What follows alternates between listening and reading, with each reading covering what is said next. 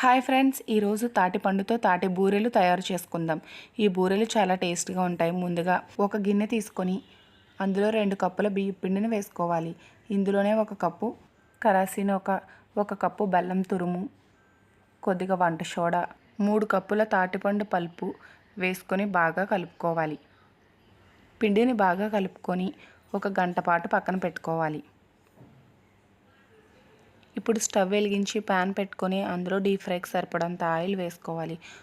Oil బాగా heat అయిన తర్వాత పిండిని కొద్దిగా తీసుకొని బూరెల్లాగా వేసుకోవాలి. ఇదే విధంగా పెనమంతా బూరెలు వేసుకొని మంటను మీడియం ఫ్లేమ్లో పెట్టుకొని వేయించుకోవాలి.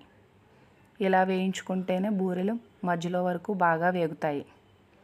ఈ విధంగా వేగిన తర్వాత తీసేసుకొని ప్లేట్లో సర్వ్ చేసుకోవడమే. అంతేనండి, ఎంతో రుచిగా ఉండే బూరెలు రెడీ. ఈ వీడియో మీకు నచ్చిందా ఫ్రెండ్స్? నచ్చితే లైక్ చేయండి, సబ్స్క్రైబ్ చేసుకోండి ఫ్రెండ్స్. బాయ్.